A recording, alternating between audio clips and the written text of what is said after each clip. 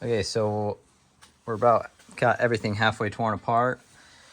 Now it's going to be removing these factory installed police second row seats, and then installing all the brackets and hardware and everything for the second row Explorer seats, and then the third row as well. But first things first, we got to get these guys out. I've already started, but I've kind of got it at the point where I can show you things. So first off, yours maybe, if they have the plastic cover on it, all that is a shell that goes over these seats, at least the one I had by Setna. And yeah, so that unscrews. I think there were some screws going in. I'm trying to remember how those screwed in. Yeah, there's these little brackets. The lighting's terrible in here right now. But there are these little brackets that went along the front of these seats. And there were just some, I think they were Allen or Torx or something like that. So once you get those out, you take the shell off. Just chuck your shell. I don't think it's really worth anything. And then there's these bolts back here. Let me grab my flashlight. That's better. Okay, so there's these big bolts under here. See these yellow studs where they put some yellow paint on top of each of those studs? Those are these big nuts. They're 21 millimeter. And a lot of them are kind of hard to get to with an impact because the seats are up in the way.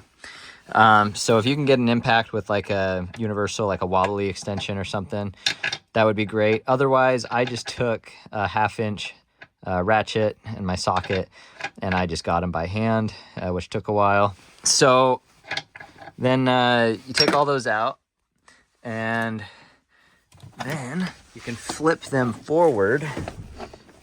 Oh wait, let me put my flashlight somewhere where it'll stay. There we go. So we got to flip this side first, and you can release it by pulling on this, but I just already had these loose.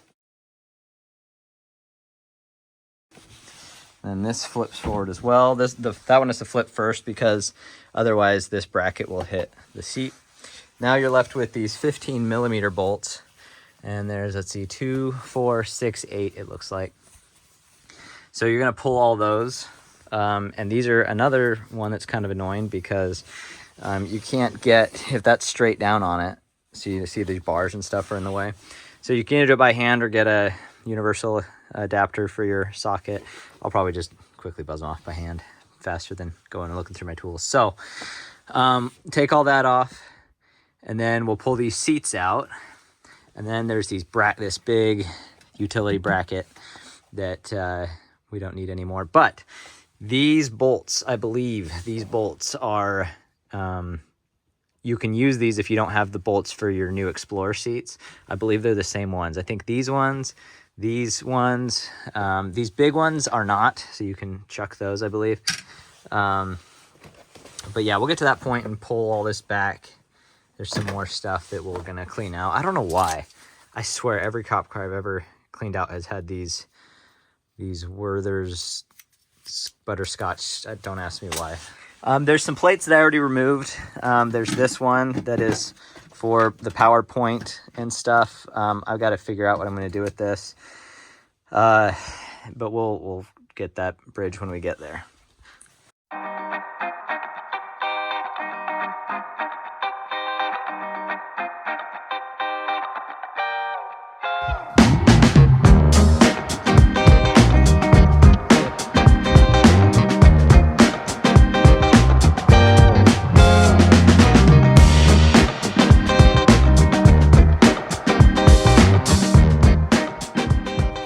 Now that the seats are out and we took out these 2 plates, pretty much all we've got is we got to get this vinyl removed. I've got carpet that's going in. If you don't have carpet, then you're going to want to save all this, but I'm just going to yank all mine out. And then at that point, all of my wiring looms will be exposed, and I can figure out what I need, what's factory, what's aftermarket, and rip out all those wires, but that's not a part of this video. But when you peel these back, you're going to see these plates. These are for the, these were actually bolted in from the side. I forgot to mention these, for the bench seats that locked them in so you couldn't flip them forward before. So we don't need these brackets. So they look like maybe they're the same size, 15 or 13 maybe. So you're gonna pull those one on each side, peel your vinyl back, and then we will get into the latches for the second row Explorer seats. All right, so we're getting this whole snake of wires removed. Mine came equipped with the Wayland strobe system for all the flashers and stuff. And so there was this big harness coming down the middle from the center console all the way. And then they went to this junction box, and then it also came up and follows the crossbars, one to the right side and the other to the left, and then up and into the taillight wiring. If you have a similar setup, my other Interceptors didn't have this, so this is kind of a first time for me. But like this harness was kind of intermingled with other harnesses that are like more factory. And so, for example, this one had a ground strap right up there. Now I should be able to fish all these out, all these plugs, but then they're right here, and it was clipped into this flange weld, or this like where the spot welds are. So this plug, and then this is just a spare tail going into where the tail lights go. And I don't want to cut it because I try not to cut harnesses when I don't have to. So I'm just going to tuck it in here and make sure it doesn't rattle. So I might tie it up a little bit better. Same thing on this side. You see this cotton, that's where that was going. I've already unplugged this one. I'll just tuck them back in here and then stuff that cotton. And I need to do something to strap those in better so I don't hear a bunch of rattling down the road. At least I'll know where to look. So yeah, this was clipped on there too. So we've got, and then there was this ground strap was bolted on to this, the support, or the bolt for this big support bar, which is coming out. So 15 millimeters to remove those. We'll do that here in a minute. So according to the upfitter guide for the 2017, in the late 2015s, they switched from having the power distribution, like, well, you can tap off, not power distribution. Point is, it's a power point that you can tap off of. It used to be back over there. On my 2013, it's over there. Apparently in the late 2015 era, they rerouted it, so it comes down here. I guess it would come up from the battery, and then it comes over, and it was that box that was right there. Which, now that I'm cleaning up these wires, I've got this guy left over, and these are hot. So, you know, I could just disconnect this eyelet here and then tape it up to that harness, but something about having a really high amperage eyelet or like terminal like that, that's just kind of, it's between a few layers of electrical tape from putting my car up in flames. I don't really want to do that. So I like this little box that it came with, but I think what I'm going to do, because I don't need this side of it, this side of it just goes to all the plugs. So these are hot right now because they're hooked up where these two red wires are going in. So I think what I'm going to do is I'm going to remove this bolt, take these two wires off, put the bolt back on, snap this shut, and then there's a little box that goes right here, that plastic cover that goes right there. And so I am going to get some zip ties, and obviously these wires won't be here. I'm going to zip tie them using these holes nice and tight, and then that box should cover it.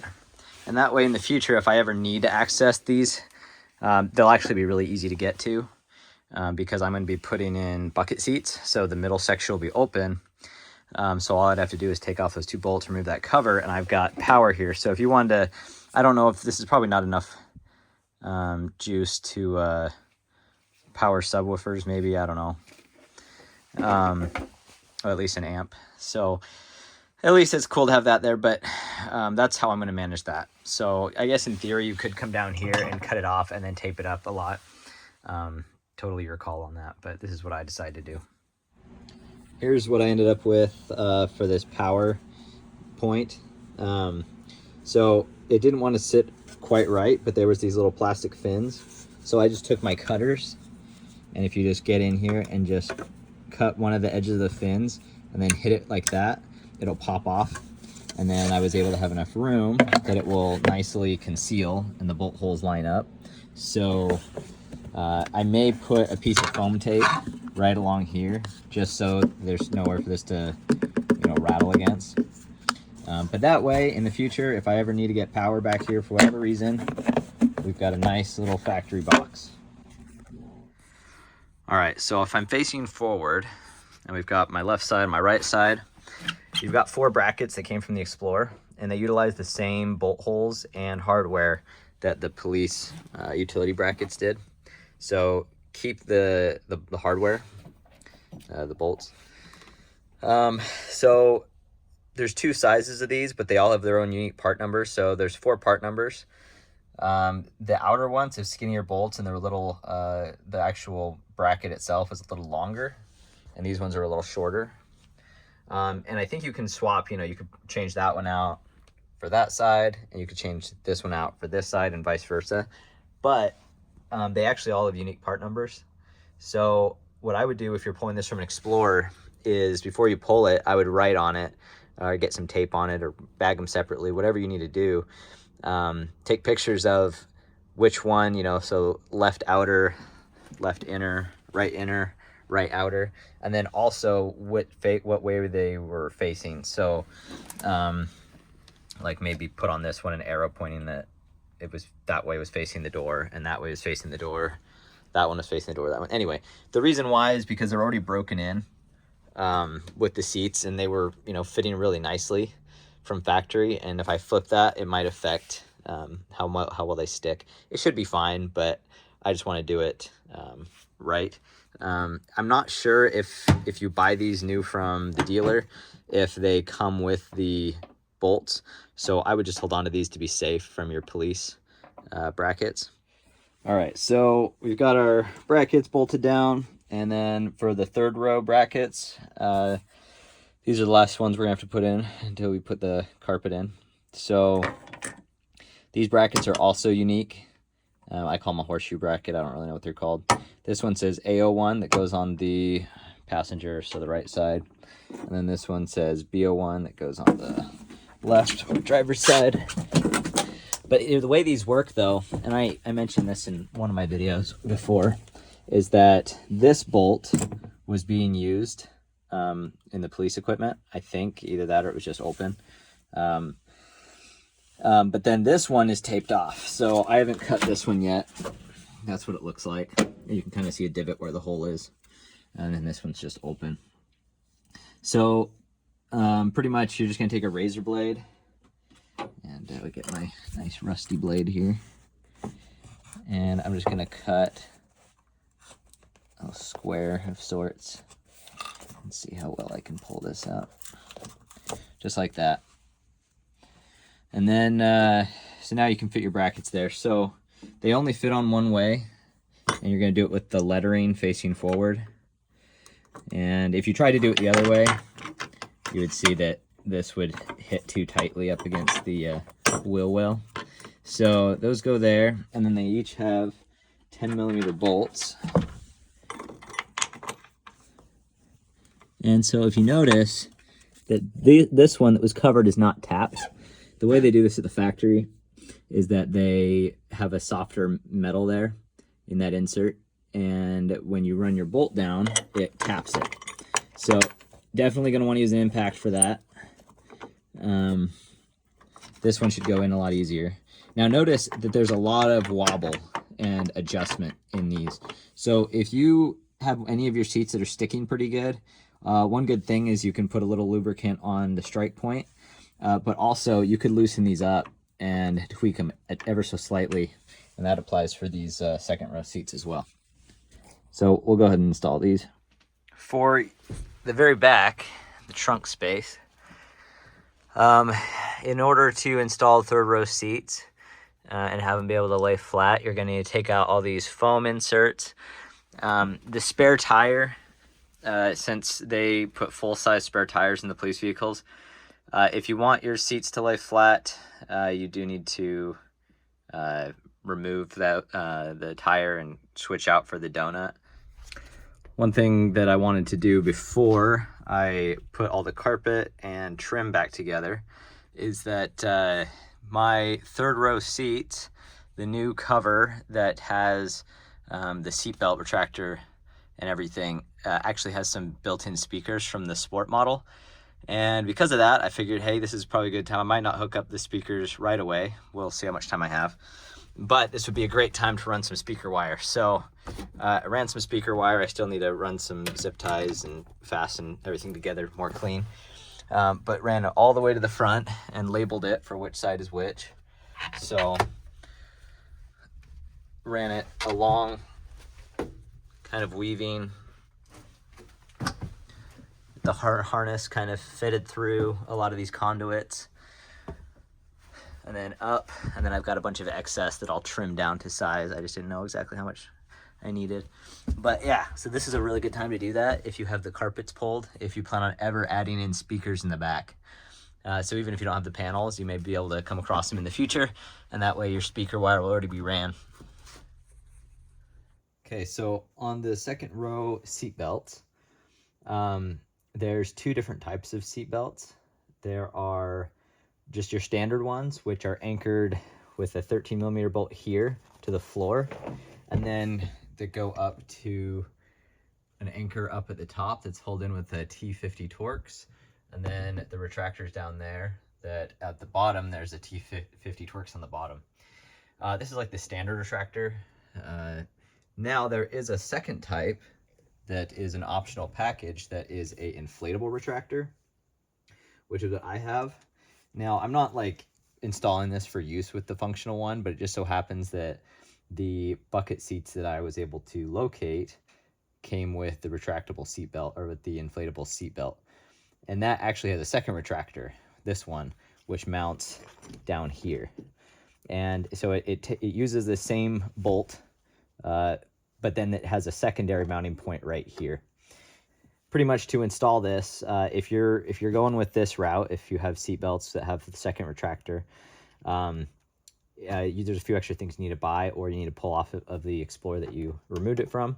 So there's this little foam cover that we need to remove, and then you need to go and buy, if you didn't pull them, a nut clip, and then a a washer that I just lost. And then a bolt.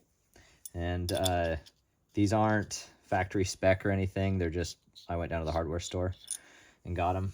And so I'll post up what sizes, I'll put on the screen what sizes I ended up going with, because I can't remember off the top of my head. But pretty much that goes right there. And then we're going to pull out this old retractor.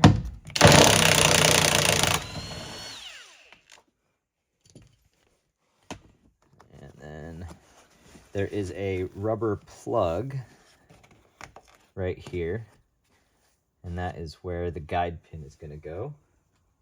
And I actually have the wrong side here, so I'll switch it out for the right side. Now, something to keep in mind about seatbelt retractors is that they are designed to lock up when either there is, it has to be in just the right position. So if you've ever had one of these lock up on you while you're in the car, and you know how annoying it is, and you got to let it retract all the way before it loosens up. That's because it wasn't in the right position, or you pulled it too aggressively. So if you notice, when I'm trying to find the right spot, it's really hard to find. You know, I found it right there. That's the angle it likes. But if you put it on its side, so you might think, if you buy these on eBay or something, you might be like, oh, they sent me a defective one. No, you just have to install it. And that's, you know, if the car rolls over or whatever, that it will lock pretty much in any position that it's not supposed to be in. So, you know, we install it, and now it works good. So, okay, so you can see it works good like that, but then if we pull it out, any other angle, it won't work. So, and this applies for any kind of seatbelt retractor. So we're gonna put that one in.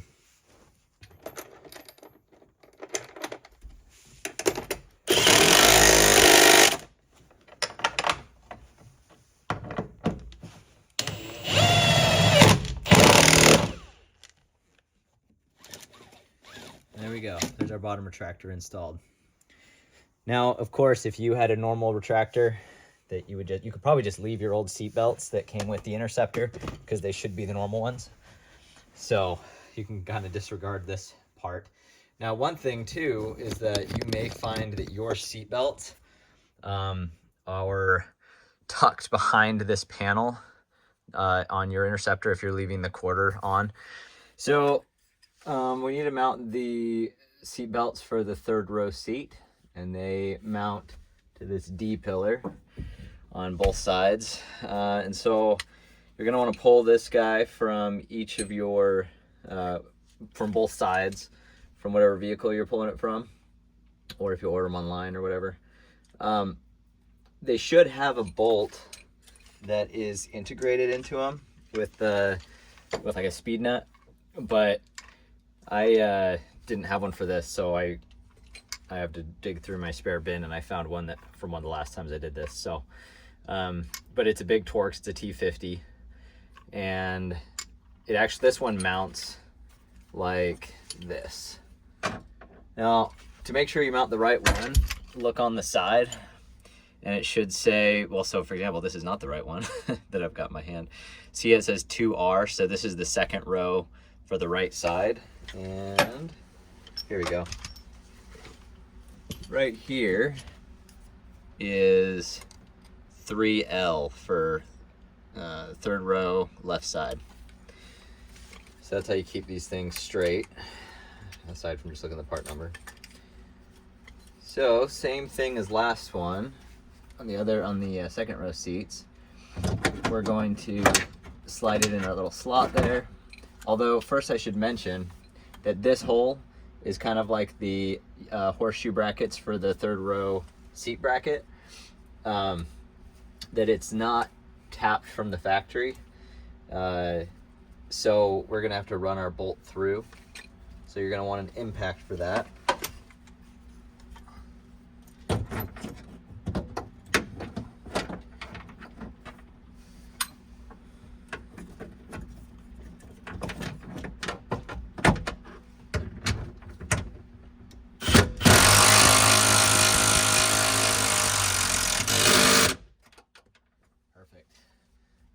Shake it, make sure you don't have a rattle or squeak.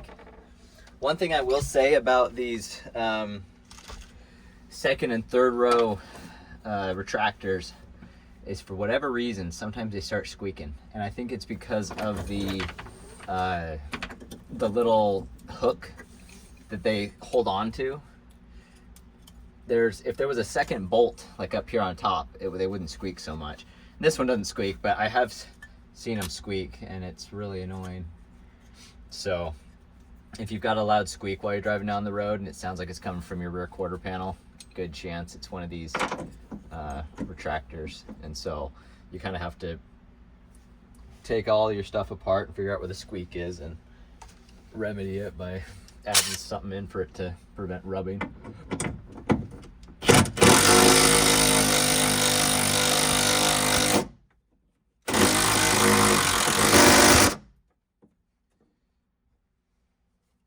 All these have a torque spec, but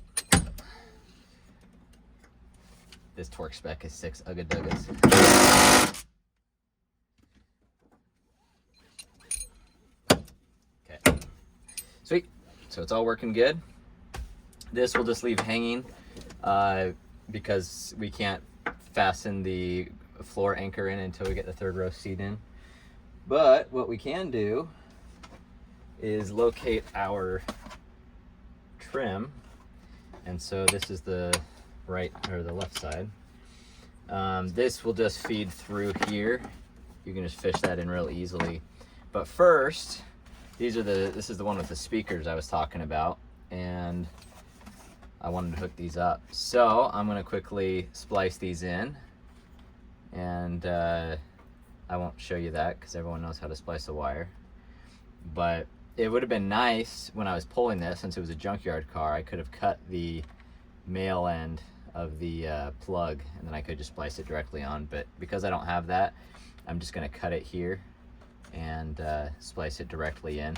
And I'm gonna take note of, on my speaker wire, it's just blue, and then there's blue white.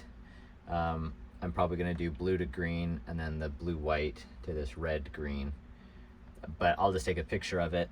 It doesn't really matter which is which because I haven't hooked it up at the head unit yet. So as long as I make sure I figure out which is which, then we should be good.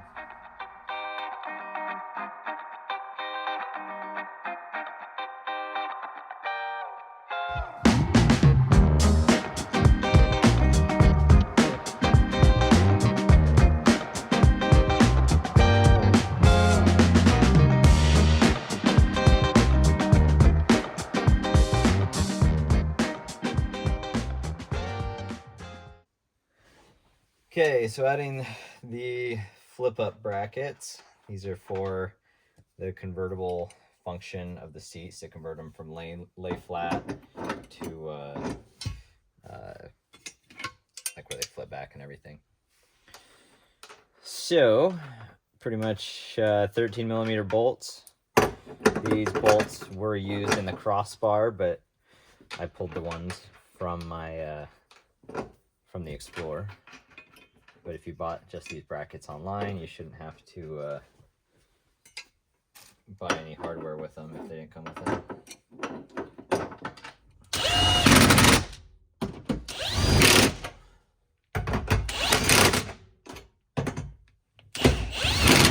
Sweet. And then just test to make sure that they work. All right, that's all there is for that.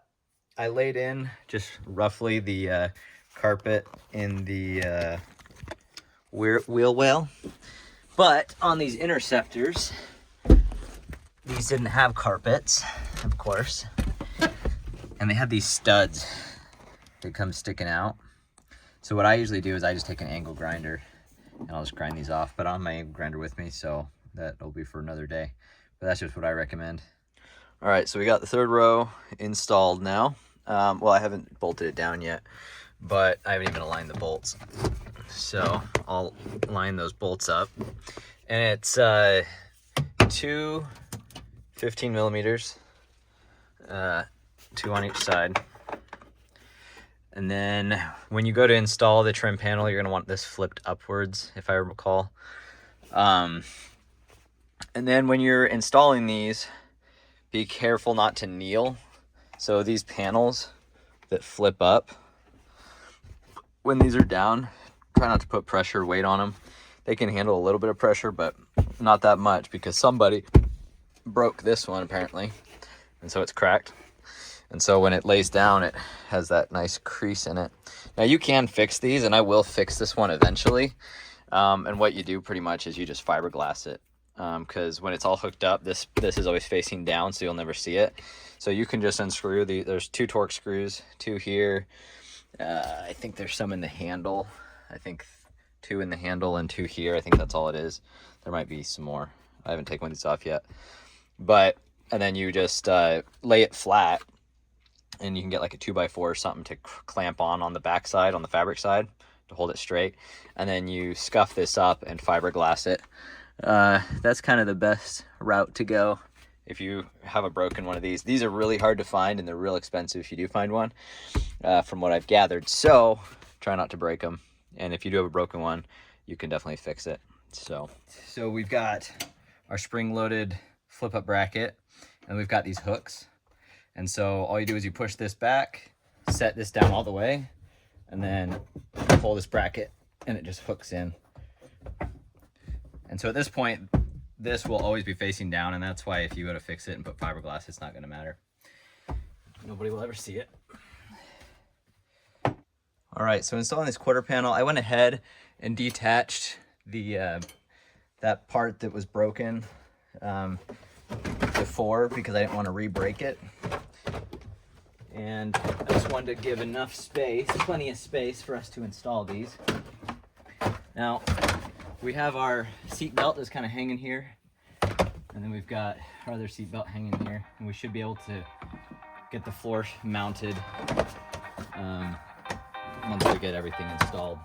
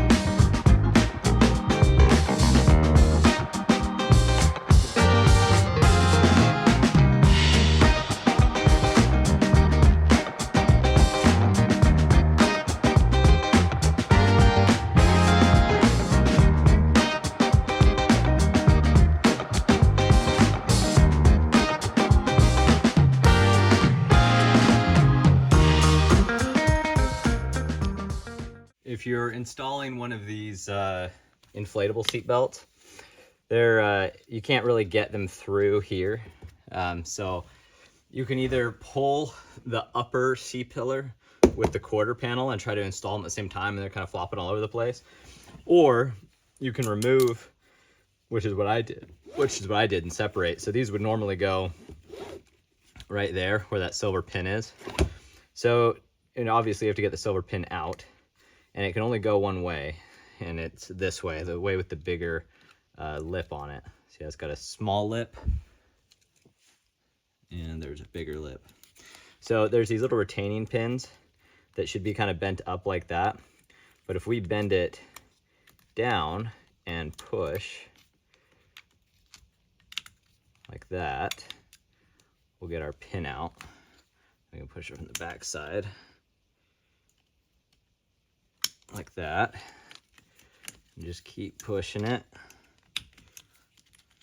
It comes out. Then we take our retractor, we make sure this guy's not twisted, this guy's straight. We're gonna fit it through here, and then just put your pin back in, and it should just snap into place if it lines up right.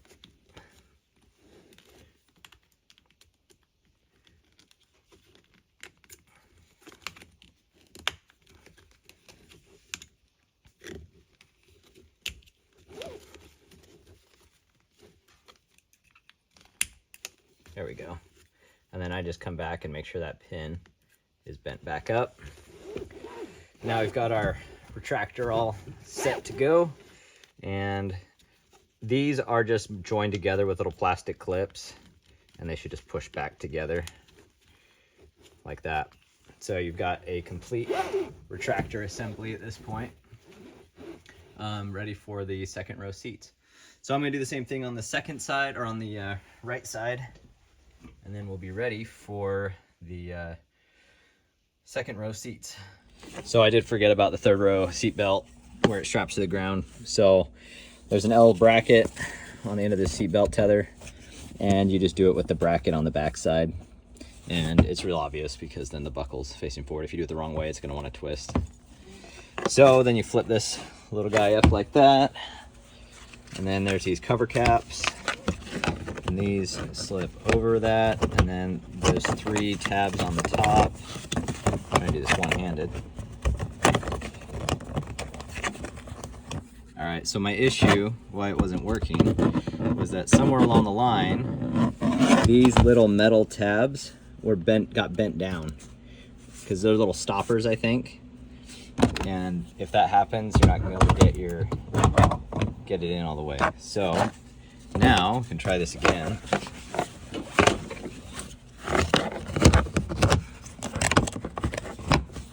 Perfect. Much better. And then that can go down. And that can go down. Okay. Now we're officially done with the third row.